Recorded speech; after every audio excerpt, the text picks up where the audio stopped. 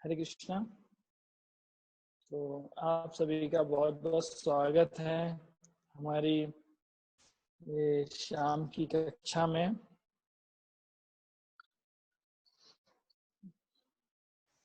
तो मैं आप सभी से आशीर्वाद की कामना चाहता हूँ कि आप मुझे आशीर्वाद दें, कुछ हरी कथा बोल सकूं। तो कल हम लोगों ने साक्षी अक्षय तृतीया के ऊपर किया था।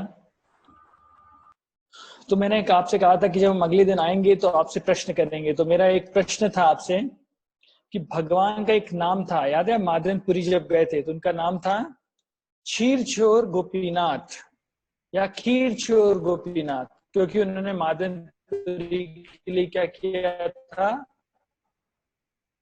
खीर चुराई थी। तो फिर मैंने आपसे पूछा था कि भगवान को खीर चोर क्यों कहा गया था, भगवान को खीर चोर।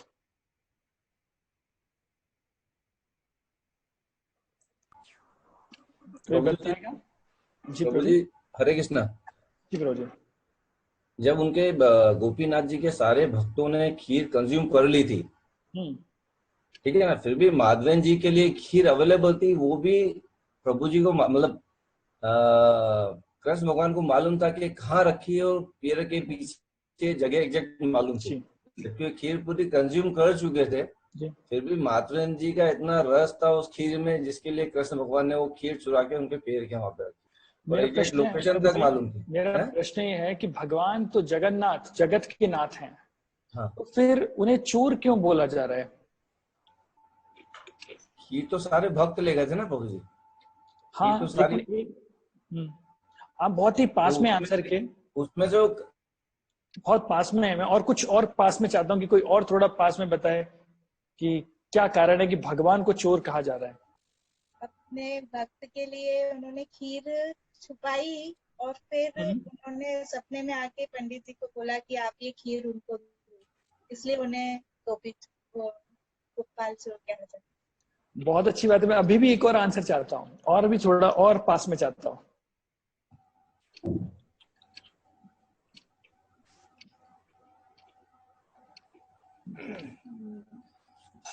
ठीक है भगवान ये बताना चाहते थे कि वो अपने भक्तों के लिए, अपने भक्तों की मनसा पूरी करने के लिए चोरी भी करते। अगर भक्त उनसे प्रेम कर रहे हैं तो वो अपने भक्तों से प्रेम के लिए किसी भी हद तक जा सकते हैं, चाहे उनको जमाना फिर चोर छोड़ा। बहुत अच्छी बात है प्रभु जी, आप लोग सभी सही हैं, लेकिन मैं एक चीज ढूंढ रहा हूँ, वो मैं आप लोगों से चाहता हूँ। एग्जैक्ट वही आंसर चाहिए। हाँ, मैं वो थोड़ा चाह रहा हूँ। आप लोग सही हैं। एक ये भी हो सकता है कि जो भी कार्य अगर खुले में नहीं किया गया है तो वो चोरी की श्रेणी में आएगा। ये तो धारा 378 की परिभाषा आपने बता दी।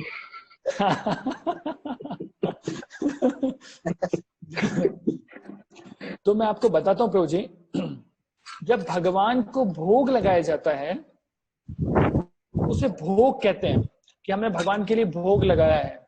और जब भगवान उसे खा लेते हैं तो उसे प्रसाद कहते हैं। उसे फिर भोग नहीं कहा जाता, हम क्या बोलते हैं, प्रसाद लेके आइए, है ना। और जब भोग लगने के पहले क्या होता है, भोग चढ़ाना चाहिए भगवान को। और जब भगवान ने उसे खा लिया तो उसे बोलते हैं प्रसाद। तो एक बार जब भगवान प्रसाद खा लेते हैं तो उस पर फिर भगवान का अधिकार नहीं बचता है, उस पर फिर भक्तों का अधिकार होता है। तो इसलिए वहां पर जो खीर पे अधिकार था वो भगवान का अधिकार नहीं था, वो अधिकार था भक्तों का। तो भगवान ने वो खीर चुरा के रख ली अपने दूसरे भक्त के लिए, इसलिए भगवान का नाम खीर चोर हुआ। क्योंकि जब खीर तो सारी भगवान के लिए अर्पण की गई है, तेरा तुझको अर्पण क्या लागे मेरा। तो यहाँ पर भगवान जब चुरा रहे हैं तो उनको चोर क्यों कह रहे हैं? वो इसलिए कह रहे हैं क्योंकि भगवान ने वो भोग लिया, उसे खाया तो वो प्रसाद बन गई। अब प्रसाद पे भक्तों का अधिकार है, भगवान का अधिकार नहीं है। इसलिए उस भगवान को खीर चोर गोपीनाथ बोलते हैं। बाकी आप लोगों ने सबने जो बोला वो बहुत सही था। तो आज हम एक ऐसे ही और भी महान वैष्णव के बारे में जानेंगे। मैं सोच रहा था कि आपको अलग अलग ऐसे, मैं महाजन के बारे में बता रहा था, लेकिन मेरे हृदय में आपको एक वैष्णव के बारे में बताने का था। तो उनको वैष्णव के बारे में बताने से पहले मैं आपको बताता हूं कि जब भी कोई शिक्षा दी जाती है, जब भी कोई भी हम लोग भक्ति के बारे में बात करते हैं, तो वह जब तक गुरु परंपरा में नहीं आती है तो उस शिक्षा का कोई अर्थ नहीं होता है। पद्म पुराण में बोलते हैं कि संपदा विहीन मंत्र विफल, अर्थात अगर संपदा में, अगर आप संप्रदाय विहीन मंत्र विफल, मतलब अगर संप्रदाय में आप किसी में नहीं आते हैं, किसी प्रमाणित संप्रदाय में नहीं आते हैं, तो आपका मंत्र आप जो जप कर रहे हैं वह विफल होगा, उसका फल आपको प्राप्त नहीं होगा। आप भी सोचिए, अगर आप किसी यूनिवर्सिटी जो कि एफिलिएशन उसके पास नहीं है गवर्नमेंट से, तो ऐसी यूनिवर्सिटी से की गई डिग्री का कोई अर्थ नहीं होता है। लेकिन इसलिए भगवान ने क्या किया, ऐसे 4 संप्रदाय बनाए और भगवान श्री कृष्ण से ये संप्रदाय चले आ रहे हैं। और ये 4 संप्रदाय कौन से संप्रदाय हैं? ये 4 संप्रदाय आते हैं हमारे, आपको याद है मैंने एक बार आपको बताया था, मैंने बताया था कुमार संप्रदाय, रुद्र संप्रदाय, श्री संप्रदाय और ब्रह्म संप्रदाय। अभी भगवान ये ज्ञान क्या कर रहे हैं, अपने भक्तों के माध्यम से भेज रहे हैं। तो सबसे पहले मान लीजिए ब्रह्म संप्रदाय। तो ब्रह्म संप्रदाय का अर्थ हुआ कि भगवान ने लॉर्ड ब्रह्मा को यह ज्ञान दिया, और ये ज्ञान देने के बाद उनसे बोला कि अब आप जाओ और इस ज्ञान को दूसरे लोगों को वितरण करो। तो लॉर्ड ब्रह्मा, तो उसको बोलते हैं ब्रह्म संप्रदाय। श्री संप्रदाय अर्थात लक्ष्मी देवी को भगवान ने ज्ञान दिया और उनसे कहा अब आप जाइए और आप इस ज्ञान का प्रवचन दीजिए। रुद्र संप्रदाय अर्थात भगवान शिव, तो भगवान शिव को ज्ञान दिया और उनसे कहा आप जाइए प्रचार कीजिए। और फिर आता है कुमार संप्रदाय। ये 4 संप्रदाय आते हैं और फिर इन्होंने प्रचार किया। और इन 4 संप्रदाय के एक एक प्रमुख आचार्य भी होते हैं। तो जैसे ब्रह्म संप्रदाय के मध्वाचार्य, तो मध्वाचार्य जो थे वो ब्रह्म संप्रदाय के वो थे मुख्य आचार्य थे। मध्वाचार्य जो हैं वो भीम के इनकारनेशन है। मैं आपको बता दूं, ये जो भीम है उनके इनकारनेशन है वो। फिर आते हैं श्री संप्रदाय। तो श्री संप्रदाय के जो आचार्य हैं वो आचार्य हैं रामानुजाचार्य। और फिर आते हैं रुद्र संप्रदाय। तो रुद्र संप्रदाय अर्थात भगवान शिव से जो संप्रदाय चलता है उसके जो प्रमुख आचार्य हैं वो है विष्णु स्वामी। और जो कुमार संप्रदाय है, कुमार संप्रदाय के मुख्य आचार्य है निम्बार्काचार्य। तो ये 4 प्रमुख संप्रदाय आते हैं। और इन संप्रदाय में जब भी कोई व्यक्ति आता है, दीक्षा प्राप्त करता है, शिक्षा प्राप्त करता है, तो प्रमाणित होते हैं। तो हमें इन्हीं संप्रदाय में रहना चाहिए। इस्कॉन किस संप्रदाय में आता है? तो इस्कॉन को बोलते हैं ब्रह्म मध्य गौड़ीय संप्रदाय। तो ब्रह्म मतलब ब्रह्मा जी से प्रारंभ हुआ, मध्य मतलब मध्वाचार्य उसके प्रमुख आचार्य हैं, गौड़ीय अर्थात ये चेतन महाप्रभु को बोल रहे हैं, या फिर जो गौड़ देश से आए हुए हैं। गौड़ देश मतलब गौड़ देश अर्थात जो वेस्ट बंगाल अर्थात चेतन महाप्रभु से आए हैं, या फिर ऐसा बोलते हैं जो चेतन महाप्रभु के फॉलोअर हैं। एक तरीके से बोला जाता है जो चेतन महाप्रभु के फॉलोअर हैं, दूसरा बोला जाता है जो गौड़ देश से आए हैं अर्थात बंगाल से। तो ब्रह्म मध्य गौड़ीय संप्रदाय, तो हमारा यह है ब्रह्म मध्य गौड़ीय संप्रदाय, इसमें हम लोग आते हैं। तो हमने बहुत कुछ जो सुना है वो ब्रह्म मध्य गौड़ीय संप्रदाय के बारे में सुना है। अभी मैं आपको एक ऐसे संप्रदाय के बारे में बता रहा हूं जो है श्री संप्रदाय। तो श्री संप्रदाय के मुख्य आचार्य थे रामानुजाचार्य। तो रामानुजाचार्य के जो गुरु महाराज हैं यामुनाचार्य। अभी आप देखेंगे ना, ये संप्रदाय के जो मुख्य आचार्य तो हैं, लेकिन ये आचार्य जरूरी नहीं है कि ये संप्रदाय इनसे चालू हुआ। जैसे मैं बात कर रहा हूं आपसे श्री संप्रदाय के, तो श्री संप्रदाय के मुख्य आचार्य हैं रामानुजाचार्य। लेकिन रामानुजाचार्य से पहले भी बहुत सारे आचार्य हुए, है ना। जैसे उनमें बोलते हैं अलबर, इस श्री संप्रदाय में अलबर आते हैं। अलबर अर्थात भगवान की एक एक शरीर की जो कांति होती है, कोई भगवान के सुदर्शन जैसे सुदर्शन चक्र है उनका इनकारनेशन है, कोई भगवान की कौस्तुभ मणि की इनकारनेशन है, इनकारनेशन था अवतार है, तो वो सब कुछ अलबर। अलबर अर्थात जो डूबा हुआ है, भक्ति में डूबा हुआ है। तो ऐसे ये इनकार बहुत सारे अवतार आते हैं। तो उन्हीं के तो उनमें एक आचार्य आते हैं जो कि रामानुजाचार्य के गुरु थे, जिनका नाम था यामुनाचार्य। तो उनकी बहुत ही सुंदर कथा है, मैं इसलिए आपको बताना चाहता हूँ कि कितनी प्रेरणादायक कथा है। और मैंने एक बार एक छोटी सी कथा भी उनकी आपसे शेयर की थी नागदा में। तो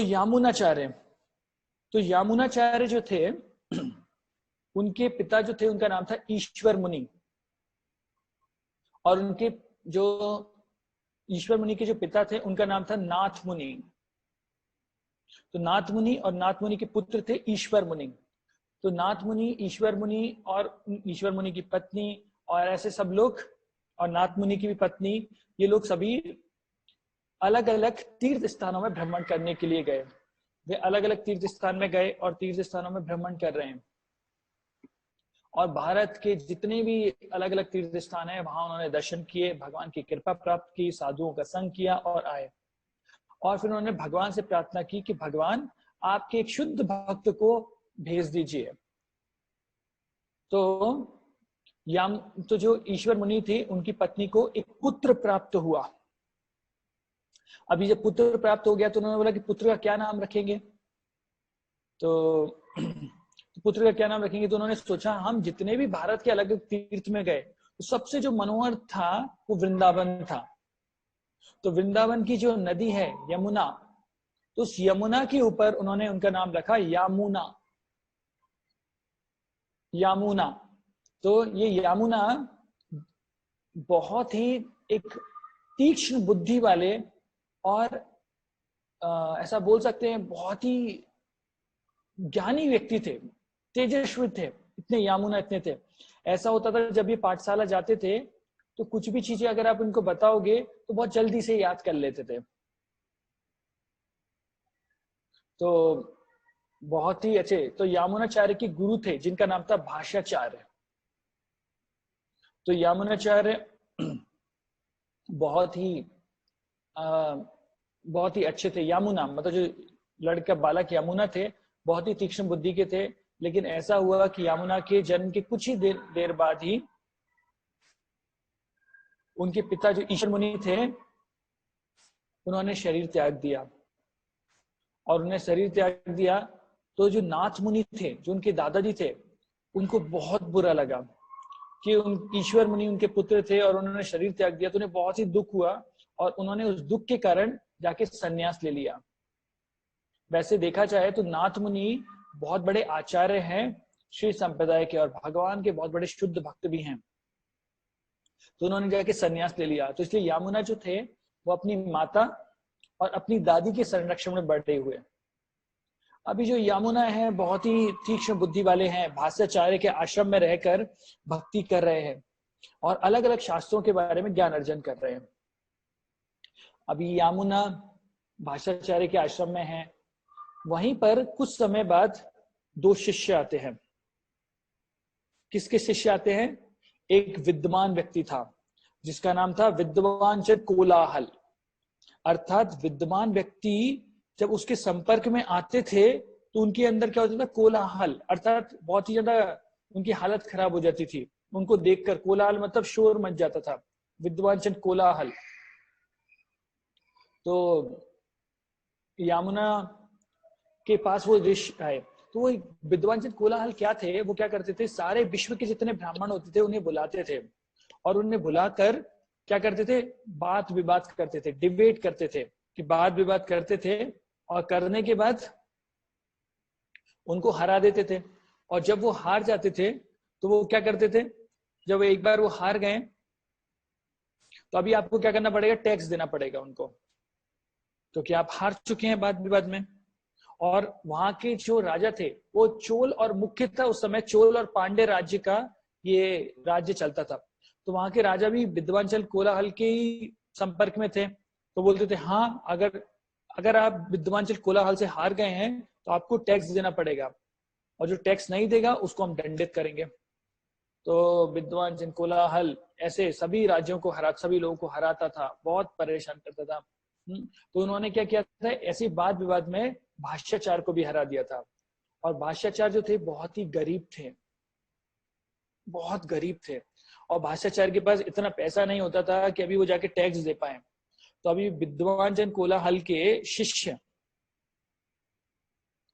भाष्याचार्य के आश्रम में आके चिल्लाते हैं, कहाँ है भाषाचार्य, कहाँ है भाषाचार्य, बाहर निकलो। तो भाषाचार्य सोचने लगी, मतलब भाषाचार्य थे ही नहीं वहां पर, तो यमुना वहां पे थे।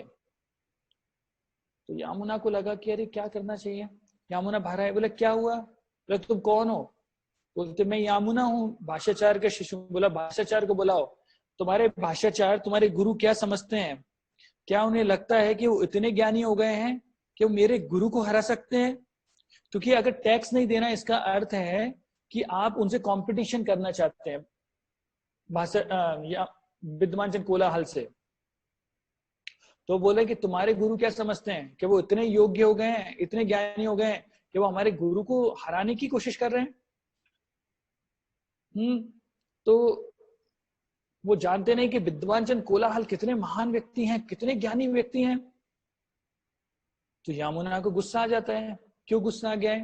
देखिए, अगर आपके समक्ष कोई आपके गुरु के बारे में कुछ बोलेगा तो आपको बुरा लगेगा। तो यमुना बोलते हैं अच्छा, तुम्हारे कोलाहल को इतना घमंड है, तो ठीक है, जाओ विद्वान जन कोलाहल से बोल देना कि मैं उनसे वाद विवाद करूंगा और मैं उनको इस वाद विवाद में हराऊंगा। तो लोग हंसने लगे, अरे क्या बात कर रहे हैं, विद्वान जन कोलाहल को हराएंगे। और वो लोग हंसने लगे, बोला अच्छा ठीक है।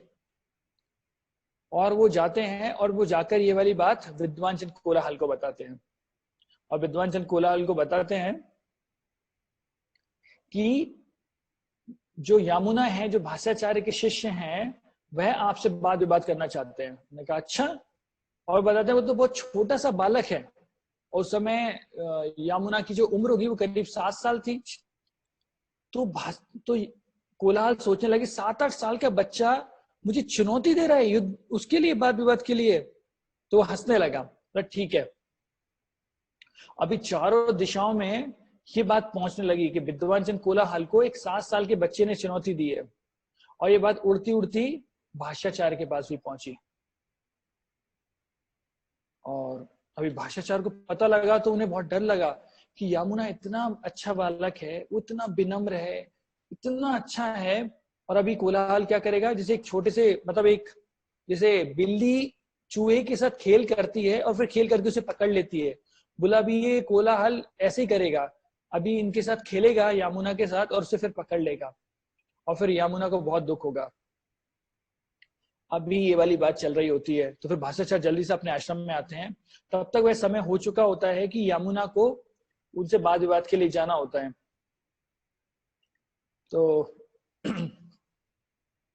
तो भाषाचार्य बोलते हैं अरे यमुना तुमने क्या किया। बोला कि गुरुजी, मुझे आपकी कृपा पर बहुत ही विश्वास है, आप बस मुझे आपका आशीर्वाद दीजिए, आपके आशीर्वाद से मैं कोलाहल को हरा के आऊंगा। मुझे आप पर पूर्ण विश्वास है, आपके द्वारा दिए गए ज्ञान पर पूर्ण विश्वास है। अभी भाषाचार्य जब इतनी विनम्रता से देखते हैं तो बोलते हैं ठीक है, मैं तुम्हें आशीर्वाद देता हूं, तुम जाओ। और मन में भगवान से प्रार्थना करते हैं कि हे भगवान, इतनी कृपा करो कि ये भाषाचार्य इतने ऐसा भगवान से प्रार्थना करने लगे, इतनी कृपा कीजिए, यमुना को शक्ति दीजिए, ऐसा सोचने लगे। इधर कोलाहल ने कुछ लोगों को भेजा, जाओ यमुना को लेकर आओ, कहीं ऐसा ना हो ये बालक ने बोल तो दिया, अभी भाग जाए कहीं। तो इधर उन्होंने किसी को भेजा, 2 सिपाहियों को भेजा। तो यमुना बोलते हैं कि तुम मुझे लेने आए हो। बोला हाँ। तो बोला कि मेरा किससे वाद विवाद है। बोला आपका विद्वान जन कोलाहल से विवाद है। अच्छा, वो कौन है। बोला कि वो महाराज के जो पांडे राज्य हैं उनके मुख्य पुरोहित हैं। बोला अच्छा, तो उनको लेने कैसे जाते हो। बोला उनको लेने, बोला हम पालकी और रथ से जाते हो। बोला देखो, वाद विवाद हमेशा 2 इक्वल व्यक्ति, 2 बराबर के लोगों के साथ होता है। अभी प्रतिस्पर्धा होगी तो अगर मेरी उनके साथ प्रतिस्पर्धा होगी तो मुझे भी वैसे लेके आना पड़ेगा आपको। तो जाओ अपने राजा को बोलो कि क्या करे, पालकी भेजें, जैसे वो विद्वान जन कोलाहल के लिए भेजते हैं वैसे ही मेरे लिए भेजें। तो बोलते हैं ठीक है। वो जाते हैं, राजा को बताते हैं कि यमुना ऐसा ऐसा बोल रहे हैं। तो राजा समझ जाते हैं ये कोई साधारण बालक नहीं है, इतना दिमाग साधारण बालक में नहीं होता है, जरूर कोई ना कोई बात है। तो वो फिर क्या करते हैं, बिल्कुल राजसी तरीका जो है, पाल की भेजते हैं, साथ में कुछ ढोल वगैरह डुम डुम बज रहा है, ढोल भेज रहे हैं, और साथ में घोड़े, पूरा प्रोसेशन, वो क्या बोलते हैं उसको, पूरी जो सवारी है सब कुछ उनको भेजा। तो यमुना उसमें बैठते हैं और बैठकर जा रहे होते हैं। अभी सारी सभा तैयार होती है, राजा रानी सिंहासन पे बैठे होते हैं, विद्वान जन कोलाहल बिल्कुल ऐसे अहंकार से अपने सीने को फुलाए हुए बैठा हुआ है। इतने में यमुना सभा में प्रवेश करते हैं।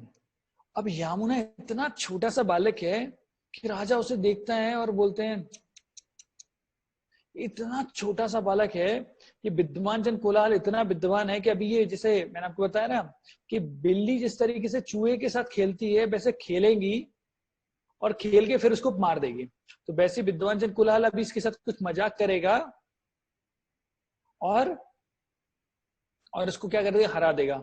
लेकिन रानी जो है, रानी बोलती है, नहीं नहीं नहीं, मैं इस बालक को देख रही हूं, ये एक अलौकिक बालक है, इसमें बहुत शक्तियां लग रही हैं, मुझे लगता है कि आज कोलाहल का ये जो अहंकार है इसको तोड़ देगा। तो राजा बोलते है, कैसे संभव है? बोले नहीं नहीं नहीं।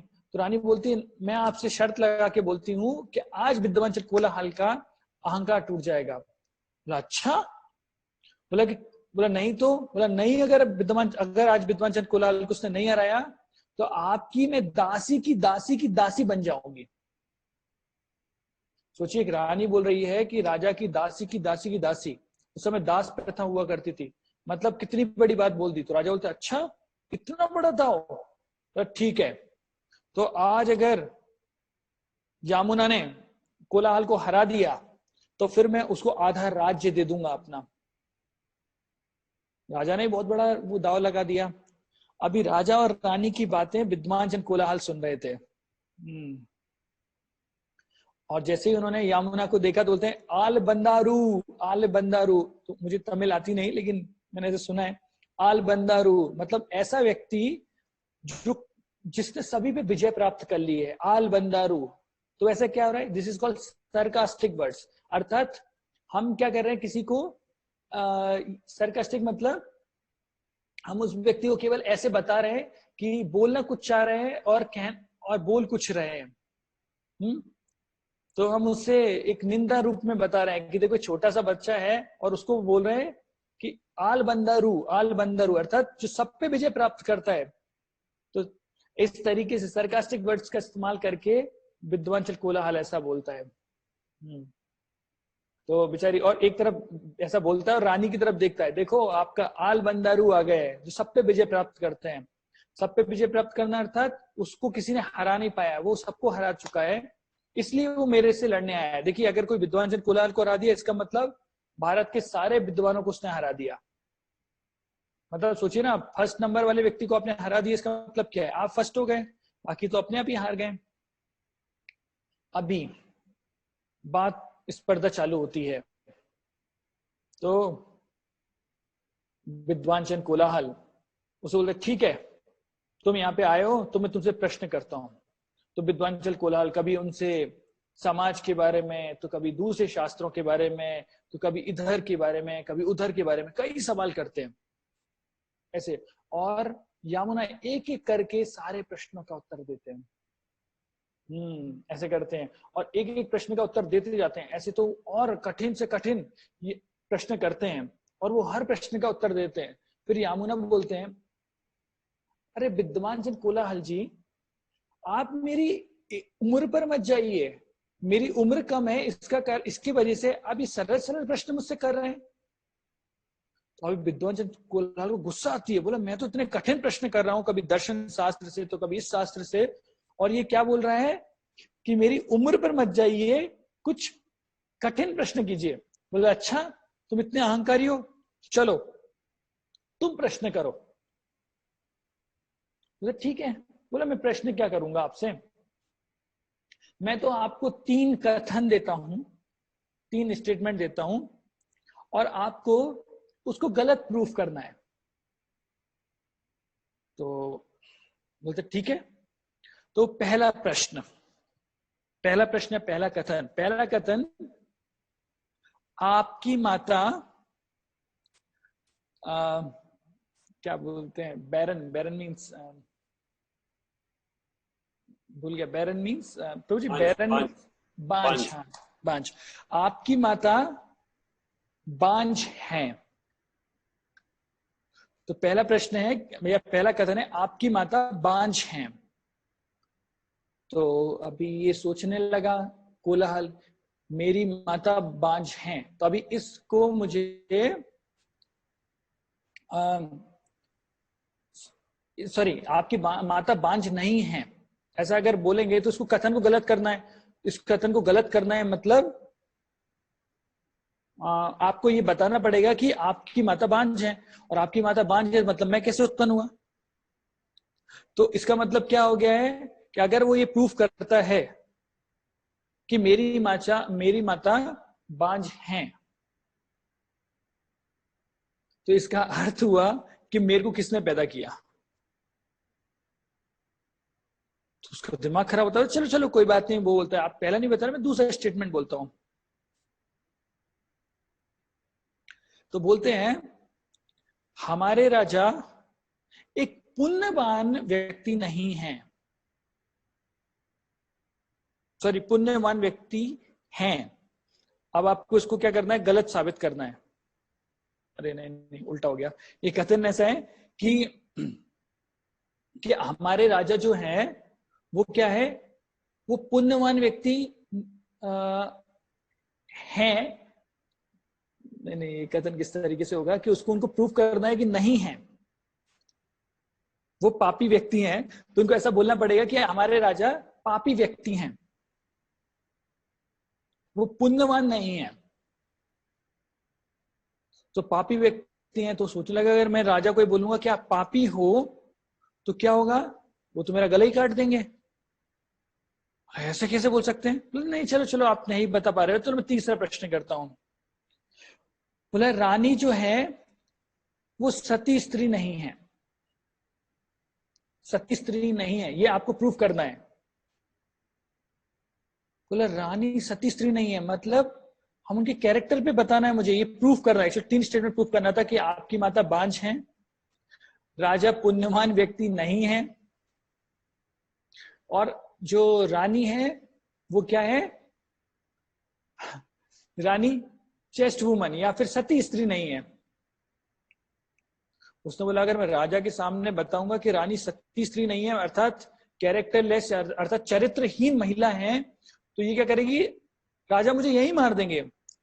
तो बोलता अरे ये क्या है, ये कोई प्रश्न होते हैं क्या, ये तो हमारी रानी की और हमारे राजा की तुमने गलत वो किया है, निंदा की है, तुम्हें तो मृत्युदंड मिलना चाहिए, तुम्हें तो मृत्युदंड मिलना चाहिए। तो सब लोग बोलने लगे, अब ऐसा बोलने लगे, सब लोग बोलने लगे ऐसे ऐसा करके। तो राजा बोलते हैं हाँ ये तो इंसल्ट हो रही है, ये तो हमारी बेइज्जती हुई। तो यामुना बोलते हैं नहीं रुकिए, आपको प्रश्न का उत्तर नहीं आ रहा है वो अलग बात है, आप ये कथन नहीं कर पा रहे, ठीक है। तो बोलते ठीक है तुम इन प्रश्नों का उत्तर दो, और अगर तुम प्रश्नों का उत्तर नहीं दे पाए, कोलाल बोलता तो तुम्हें अवश्य ही फांसी मिलनी चाहिए, मृत्युदंड मिलेगा। तो बोलते ठीक है। तो पहला प्रश्न था कि आपकी माता बांझ हैं, तो कैसे बोलेंगे इसको, कैसे प्रूफ करेंगे। जैसे उन्होंने बोला था बांझ नहीं है, तो उनको प्रूफ करना था कि बांझ हैं, तो कैसे बांझ हैं। तो उन्होंने बताया मनु संहिता में ऐसा बताया गया है कि अगर किसी स्त्री के एक संतान होती है, एक पुत्र होता है या एक पुत्री होती है, तो उसे बांझ समझा जाता है। तो मनु संहिता के अनुसार आप अपने माता के इकलौते पुत्र हो, इसलिए आपकी माता बांझ हैं। मैं नहीं कहता, मनु संहिता में लिखी है। अच्छा, दूसरा प्रश्न, राजा पुण्यवान व्यक्ति नहीं है, कैसे। बोलते हैं वैसे तो हमारे जो राजा हैं वो क्या है, बहुत ही पुण्यवान व्यक्ति हैं। अगर देखा जाए तो उन्होंने कभी भी अपने जीवन में कोई पाप नहीं किया है, लेकिन ऐसा बताते हैं कि राजा को प्रजा का 8वां भाग जो होता है, जो पुण्य होता है उसका भी लगता है और पाप होता है उसका भी लगता है। तो राजा को स्वीकार करना पड़ेगा प्रजा के पुण्य का 8वां भाग और पाप का 8वां भाग। तो वैसे तो राजा पुण्यवान व्यक्ति हैं, लेकिन क्योंकि प्रजा ने इतने पाप किए हैं और वो राजा को स्वीकार करने पड़ेंगे, इसलिए राजा पापी व्यक्ति हुए। तो अच्छा, तो बताओ रानी कैसे सती स्त्री नहीं है? अच्छा, तो बोलते हैं देखिए ऐसा बताया जाता है कि जो राजा होता है वह कई देवताओं का होता है, उसमें करीब 7 से 8 देवता जो होते हैं, इंद्र, चंद्र, वरुण, सूर्य, ये सबका समावेश होता है। तो वैसे तो राजा एक व्यक्ति है, लेकिन वह 8 व्यक्तियों का प्रतिनिधित्व कर रहा है। तो इसका ये अर्थ हुआ, मनु संहिता के अनुसार इसका अर्थ ही हुआ कि रानी तो हमारी पुण्यवान स्त्री हैं, वो तो राजा से ही प्रेम करती हैं और बिल्कुल सती हैं, लेकिन क्योंकि राजा 8 व्यक्तियों का प्रतिनिधित्व कर रहा है, इसलिए जब एक स्त्री एक से नहीं 8 लोगों से प्रेम करती है तो उस व्यक्ति को क्या कहेंगे? सती कहेंगे? नहीं कहेंगे। तो इसलिए रानी सती नहीं है। और जैसे ही उन्होंने बोला तो फिर चारों तरफ से सब लोग चिल्लाने लगे, आल बंदारू, आल बंदारू। और राजा बहुत खुश हो गए और रानी भी उछल पड़ी कि अरे मैं जीत गई, शर्त जीत गई, मुझे पता था कि ये जीतने वाला है, और बिल्कुल खुश हो गए। और फिर वो राजा कूद जाते हैं और बोलते हैं ठीक है, मैंने जैसे तुम्हें कहा था वैसे ही मैं तुम्हें अपना आधा राज्य दे दूंगा, तो आज से मेरा आधा राज्य तुम्हारा हो गया। और सब लोग बहुत खुश हो गए। और फिर उन्होंने बोला ठीक है, तो अभी क्या कीजिए, ये जो विद्वान जन कोलाहल है इसको फांसी की सजा दे दीजिए। तो ये बोलते हैं नहीं, विद्वान जन कोलाहल ने ऐसा कोई गलत काम नहीं किया जिसके लिए उन्हें फांसी की सजा दी जाए, तो इन्होंने उन्हें छोड़ देना चाहिए। तो उन्होंने विद्वान जन कोलाहल को छोड़ दिया। फिर यमुनाचार्य को जब आधा राज्य प्राप्त हो गया, ये स्टोरी मैंने आपको पहले भी बताई थी, लेकिन अभी अब आगे मैं आपको बताता हूँ कि क्या हो रहा है यमुनाचार्य के जीवन में। तो अभी यमुनाचार्य जो हैं वो बहुत ही, अभी आधा राज्य मिल गया। अभी सोचिए 7-8 साल या 12 साल की उम्र, शायद 12 साल की उम्र थी उनकी। तो 12 साल की उम्र में कोई व्यक्ति राजा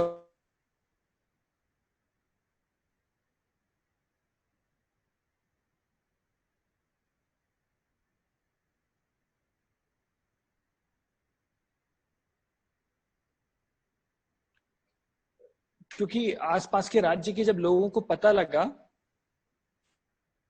कि जो एक छोटा सा बालक इतना बड़ा राजा बन गया है, तो उन्होंने बोला यही सही मौका है, अब छोटा सा बालक है इसको हरा देंगे और वो राज्य हमारे कब्जे में कर लेंगे। अभी उस समय गुप्तचर हुआ करते थे, तो गुप्तचरों को पता लगा कि ये आसपास की जो राज्य हैं वह क्या कर रहे हैं, हमारे उस राज्य पर आक्रमण करने की कोशिश कर रहे हैं। तो जैसे ही इनको पता लगा यमुना को कि ऐसा कर रहे हैं, तो ठीक है। तो यमुना ने क्या किया, बोला कि वो हम पे आक्रमण करें इससे पहले हमें क्या करना चाहिए, उन पर आक्रमण कर देना चाहिए। तो यमुनाचार्य जो यमुना थे, उन्होंने जब तक सेना तैयार की, तो जो राज्य उन पे आक्रमण करने जा रहा था उसको हरा दिया। और उसको हरा के उसके, क्योंकि वो कोशिश कर रहे हैं कि हमको ये करना है, हमको वो करना है, उनको पता नहीं था कि वो आक्रमण करेंगे, इससे पहले यमुना ने उन पे आक्रमण कर दिया और उस राज्य को हरा के अपने राज्य में मिला लिया।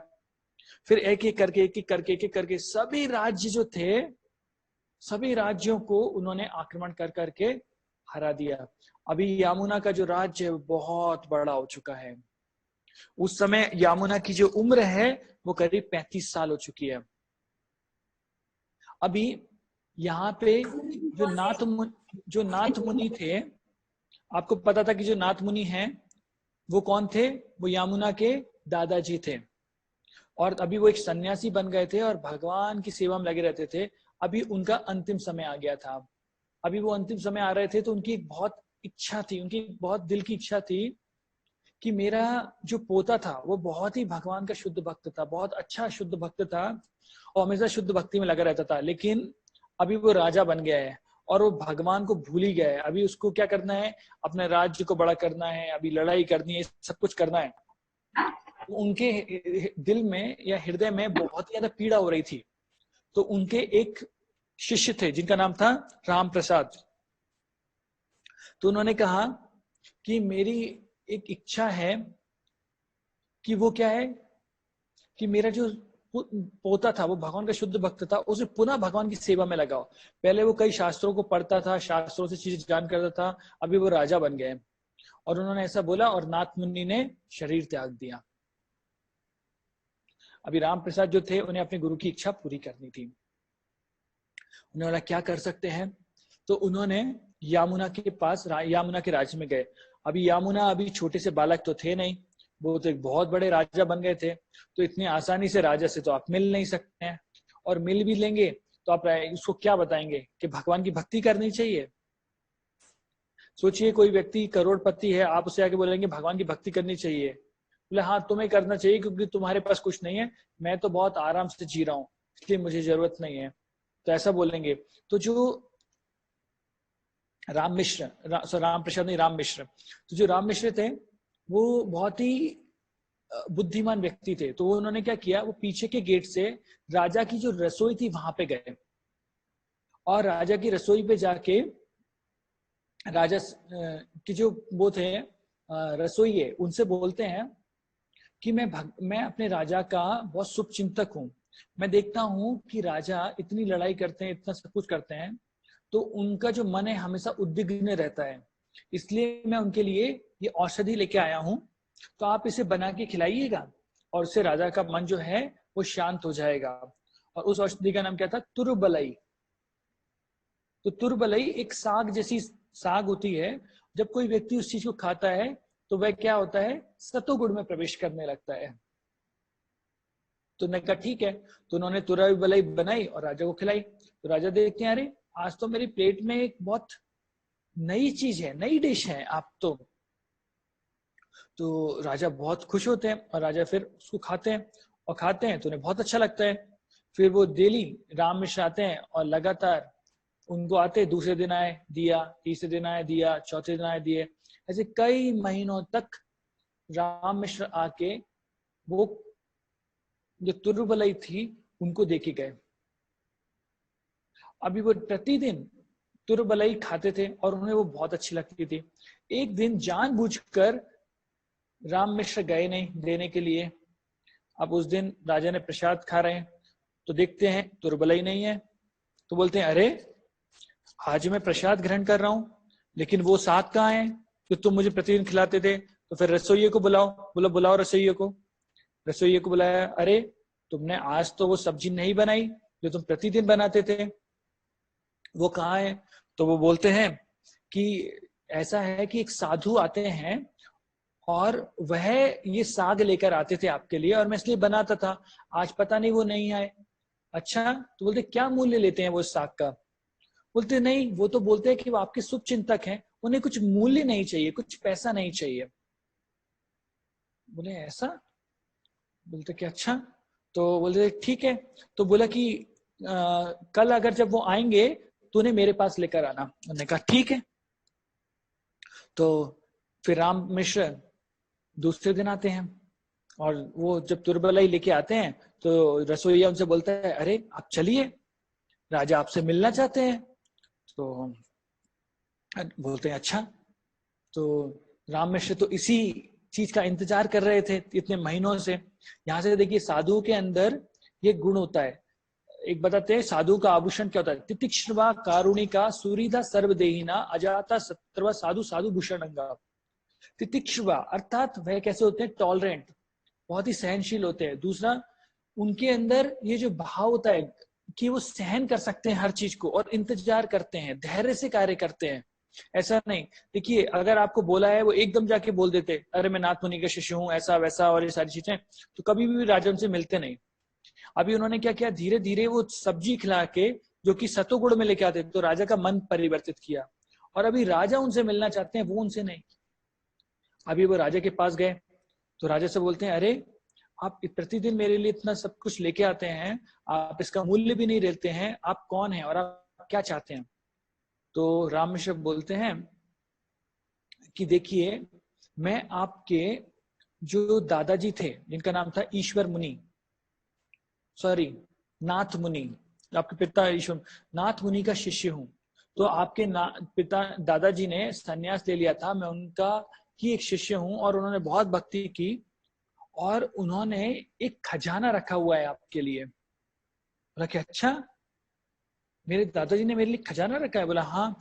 तो उन्होंने तो शरीर त्याग दिया, लेकिन उन्होंने कहा कि मैं इस खजाने को आपके बारे में आपको ही बताऊं। तो यामुना सोचने लगे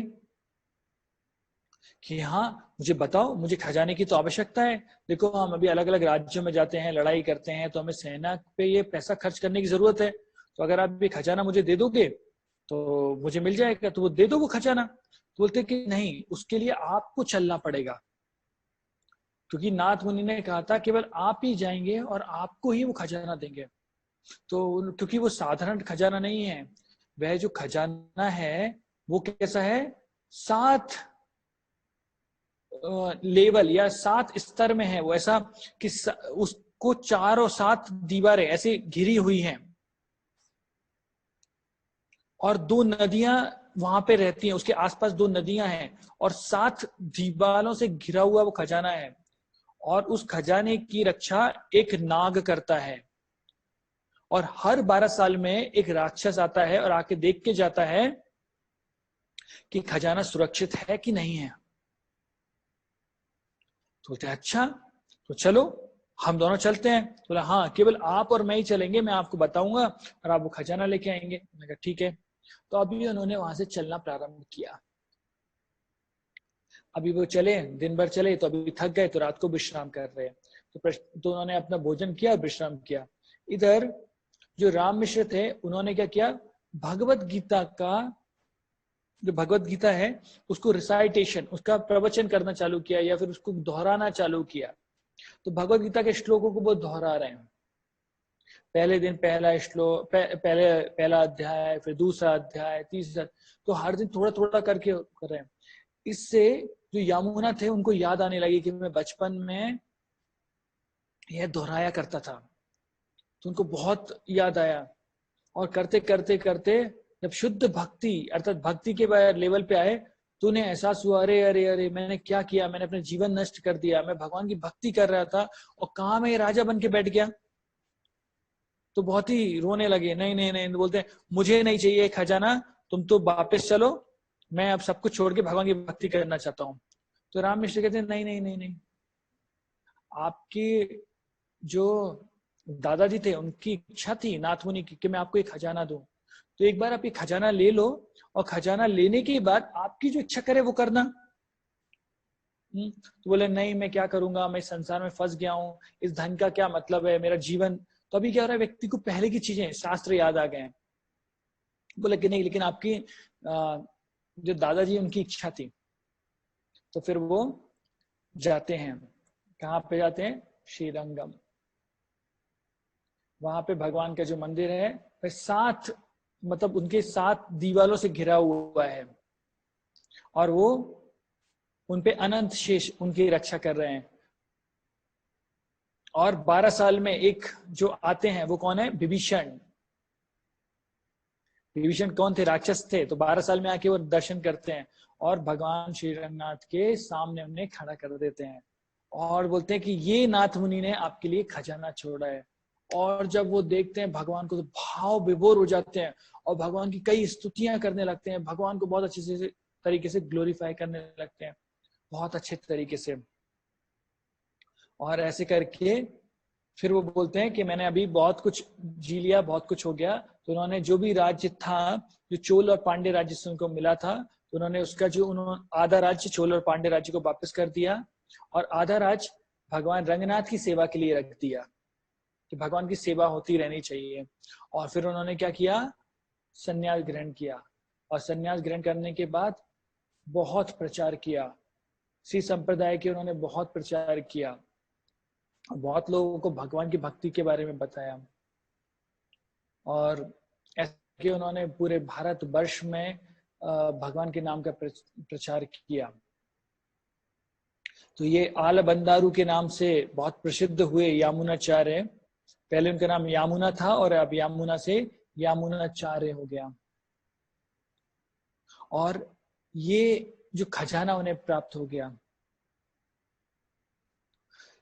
तो यहाँ पे वो यामुनाचार्य के बाद में एक शिष्य बने जिनका नाम था रामानुजाचार्य। तो कभी हमें समय मिलेगा तो हम रामानुजाचार्य के बारे में भी कथा सुनेंगे, क्योंकि रामानुजाचार्य जो थे वो भी बहुत महान ऋषि, महान भक्त थे भगवान के। यामुनाचार्य की जो इच्छाएं थी, क्योंकि यामुनाचार्य, ऐसा होता है कि कभी यामुनाचार्य और रामानुजाचार्य कभी मिले नहीं। केवल एक बार यामुनाचार्य ने रामानुजाचार्य को देखा था भगवान के दर्शन के समय, कि बस, और उन्होंने कभी रामानुजाचार्य को देखा भी नहीं, मतलब और उनसे कभी बात हुई नहीं। और रामानुजाचार्य ने कभी यामुनाचार्य को नहीं देखा। लेकिन यामुनाचार्य की बहुत इच्छा थी कि रामानुजाचार्य वहां पर आए, क्योंकि एक बार ऐसा हुआ कि यामुनाचार्य कई प्रवचन करते थे, और जब रामानुजाचार्य का जब छोटे से बालक थे उस समय यामुनाचार्य बहुत ही वृद्ध हो चुके थे, बहुत वृद्ध हो चुके थे। और वो जिस तरीके से यामुनाचार्य प्रचार करते थे, प्रवचन देते थे, तो उनका कोई भी तोड़ नहीं था। और वो चाहते थे कि यामुनाचार्य के बाद अगर कोई आचार्य बने तो वो रामानुजाचार्य बने। तो यामुनाचार्य ने अपने एक शिष्य महापूर्ण को भेजा कि आप जाओ और जाकर क्या करो, रामानुजाचार्य को लेकर आओ। तो रामानुजाचार्य को उन्होंने भेजा, और कई महीनों का डिस्टेंस, मतलब दूरी तय कर यामुनाचार्य आए और रामानुजाचार्य को बोला कि रामानुजाचार्य आप चलिए, यामुनाचार्य आपको याद कर रहे हैं। तो रामानुजाचार्य ने कहा, अच्छा गुरुदेव मुझे याद कर रहे हैं? बोला ठीक है चलो। बोले आप घर पे तो बताओ। बोला नहीं, घर पे बताने की क्या आवश्यकता है, जब गुरु याद करे तो सबसे पहले गुरु की सेवा करना चाहिए, बाकी सबको छोड़ देना चाहिए। तो वो रामानुजाचार्य यामुनाचार्य के साथ चले गए, और जब जैसे ही वो वहां पहुंचते हैं तो वो क्या देखते हैं कि रामानुजाचार्य के पहुंचने के पहले ही यामुनाचार्य ने शरीर छोड़ दिया था। और जब रामानुजाचार्य को पता लगा कि यामुनाचार्य ने शरीर छोड़ दिया है, तो क्या हुआ, उन्हें बहुत दुख हुआ, बहुत दुख हुआ, क्योंकि वह उनके दर्शन नहीं कर पाए थे। और जब उन्होंने यामुनाचार्य को देखा तो यामुनाचार्य की जो 3 उंगलियां थी वैसी बंधी हुई थी, सारी उंगली खुली थी लेकिन 3 उंगलियां थी ऐसी बंद थी, ऐसे बंद हुई थी वो उंगलियां।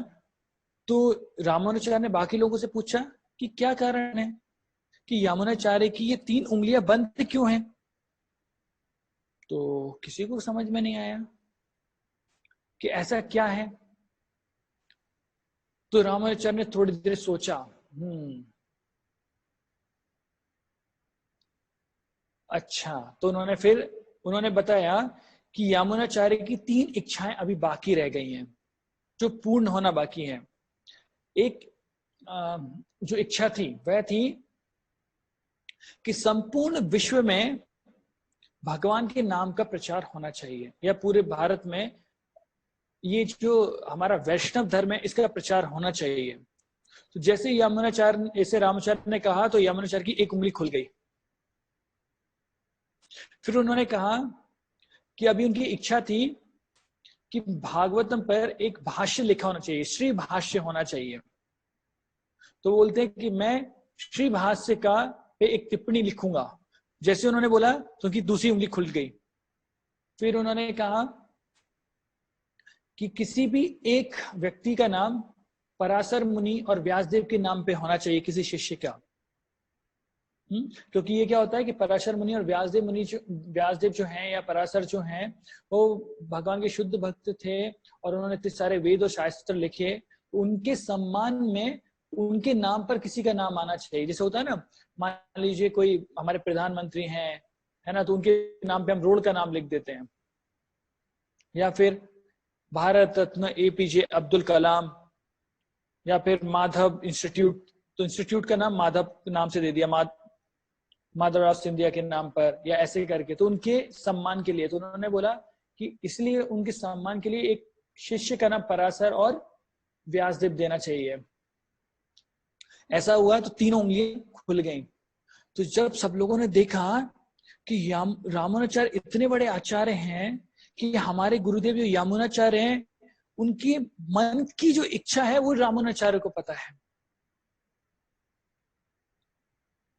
तो गुरु के हृदय की बात उनको पता है, तो उसको सुनकर उन्हें बहुत अच्छा लगा। और उन सबने डिसाइड किया कि हाँ, अभी क्या होगा, अगले जो आचार्य बनने चाहिए वो रामानुजाचार्य होना चाहिए, लेकिन रामानुजाचार्य तो गृहस्थ थे, अभी तो उनकी बहुत सारी जिम्मेदारी है, तो रामानुजाचार्य बस अपने गुरु का अंतिम वो सब कुछ करते हैं और करने के बाद पुनः अपने घर पे चले जाते हैं। यहाँ पर यामुनाचार्य के बाद एक और जो थे,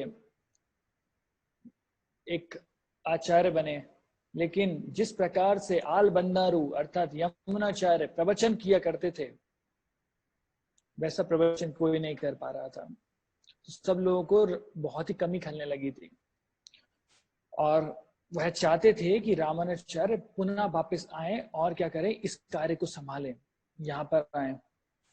और इसलिए उन्होंने फिर वापस महापूर्ण को भेजा कि आप जाइए और जाकर रामानुजाचार्य को यहाँ पर वापस लेके आइए, जिससे वो यामुनाचार्य के स्थान पर रहकर क्या करें, भगवान के बारे में बताएं। तो ये तो रामानुजाचार्य की कथाएं हैं जो कि बहुत बड़ी हैं। मैंने केवल आपको यामुनाचार्य के बारे में बताया जो कि रामानुजाचार्य के बहुत ही रामानुजाचार्य के भी गुरु हैं और यामुनाचार्य बहुत ही महान व्यक्तित्व थे। उन्होंने बहुत ही ऐसा लिखा है, यद वेदी मम, ऐसे बहुत सारे उनके स्रोत हैं, बहुत सारे ग्रंथ हैं जहां हमको पता लगता है कि उनका क्या क्या उन्होंने कंट्रीब्यूशन या बहुत कुछ किया है। उन्होंने भारत वर्ष में भगवान की सेवा की और प्रचार किया। तो उनकी और भी बहुत सारी कथाएं हैं, रामाचार्य की बहुत सारी कथाएं, हम वो भी कभी समय मिलेगा तो वो डिस्कस करेंगे। तो आज के लिए हम लोग यहीं पर रखते हैं। यमुनाचार्य की जय, जगत गुरु शिल प्रपाद की जय, सामवेद भक्त बिंद की जय, ताई गौर प्रेमानंद, हरि हरि बोल। तो अगर किसी का कोई प्रश्न है तो प्रश्न कर सकते हैं। किसी का कोई प्रश्न है? जी रंगनाथ जी के बारे में मतलब हम इस साइड में ज्यादा सुनते नहीं है, तो रंगनाथ जी के बारे में थोड़ा बताएं। हाँ, ये दक्षिण भारत में है। जैसे वर्धाचार्य जो है वो कांचीपुर एक जगह है, वहां पे वर्धाचार्य, वर्धाचार्य मतलब वर देने में जो सबसे श्रेष्ठ होते हैं वो भगवान विष्णु की इनकारनेशन, उनका नाम है। फिर श्रीरंगम में हम जाते हैं तो वहां पर रंगनाथ जी का मंदिर है। और ये दक्षिण भारत, मतलब ये हो सकता है कि हमने सुना नहीं है, लेकिन आप देखेंगे कि रंगनाथ जी अर्थात नारायणी है। जैसे आपने कुछ मंदिर देखे होंगे, जैसे बालाजी के बारे में सुना है दक्षिण भारत में, तो बालाजी बहुत फेमस हैं। वैसे ही रंगनाथ जी भी वहां पे श्रीरंगम में बहुत फेमस हैं।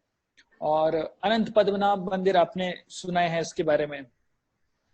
अनंत पद्मनाभ मतलब जहाँ पे भगवान विष्णु लेटे हुए हैं और आपको 3 गेटों से, और आपने सुना है ना कि कई 2-3 गेट उनके खजाने के खुले और चारों तरफ सोना ही सोना हो गया, अनंत पद्मनाभ मंदिर किससे। तो जो रंगनाथ जी हैं वह भी मतलब बहुत ही, जैसे बालाजी के बारे में कथाएं आती हैं वैसे ही रंगनाथ जी के बारे में बहुत सारी कथाएं आती हैं। रंगनाथ जी मीन्स दक्षिण भारत में आप कभी जाएंगे तो आपको सुनने को मिलेगा। हम केवल बालाजी के बारे में जानते हैं, लेकिन रंगनाथ जी के बारे में नहीं जानते हैं। लेकिन धीरे धीरे कभी हमें समय मिलेगा तो हम उनकी कथाओं के बारे में भी देख श्रवण कर सकते हैं।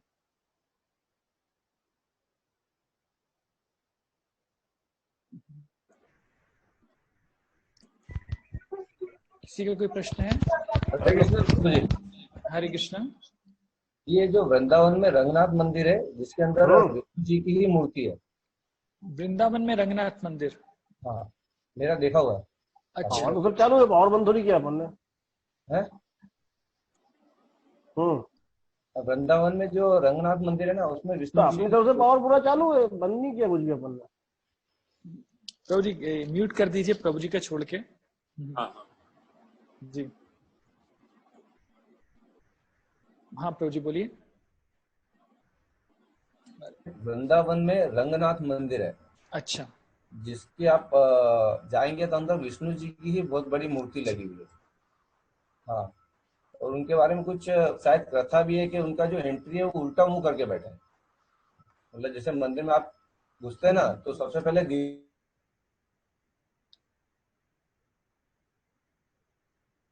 तो क्या प्रभु जी, हरे कृष्णा, कोटा लेना पड़ता है, फिर विष्णु जी की बड़ी मूर्ति। तो रंगनाथ मंदिर के ही नाम। हाँ प्रभु जी, जैसे भगवान की ऐसी बहुत सारी कथा भी आती हैं, जिसमें एक कथा ऐसी थी कि एक व्यक्ति था जो कि शूद्र थे, तो उनको भगवान के दर्शन करने का मौका नहीं मिलता था। तो कनक नाम था उनका, कनक किंडी, ऐसे कनक किंडी, थोड़े तमिल दक्षिण भारत के नाम है तो याद करना मुश्किल होता है, कनक किंडी। तो वो भगवान का दर्शन करना चाहते थे, तो खिड़की से भगवान का दर्शन कर रहे थे, तो भगवान उनके लिए घूम गए।